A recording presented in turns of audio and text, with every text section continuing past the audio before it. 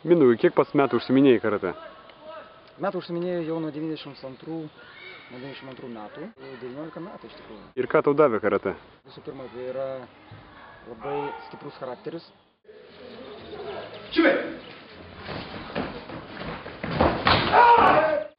Kokia tolesnė tavo kaip karate meistro vizija? Na, kadangi karate tikrai man gyvenime duoda tikrai daug ir tas stipraus charakterio išlaikymas, tolimesnis mano karate dalyvavimas, karate veikloje dalyvavimas, manau, jisai duotų užtikrinti ir tolimesnį mano sėkmingą taikymą mano savybių ir tolimesnį gyvenimą.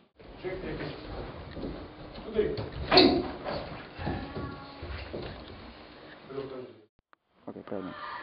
Giedriau, treniruojasi pats taip pat labai seniai, nuo 92 metų. Tai yra kaip ir greitai kitais metais bus ir jubiliejinis amžius. Tai 20 metų. Ir dabar čia, tavo dėmesys yra čia. O turi būti čia. Kerti jį. Ne. Tavo dėmesys į jį pastoviai. Taip. Ir dabar greit. Kai tu tik taip patrauki, energija tenai, ne čionai, o priešininkas čia.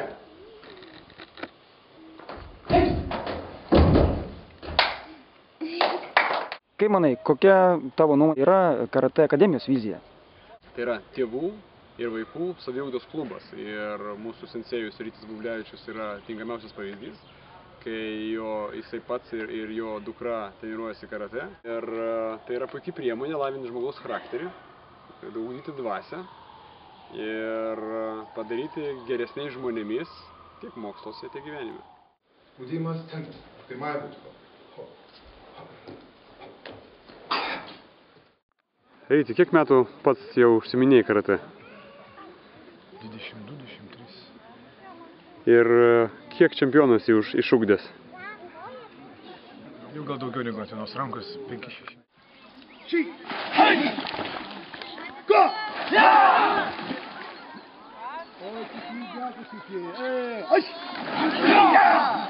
Kodėl užsiminėjai karate? Patinka, geri žmonės, įdomus procesas mokymų, dalyvavimo varžybose. Dėl to.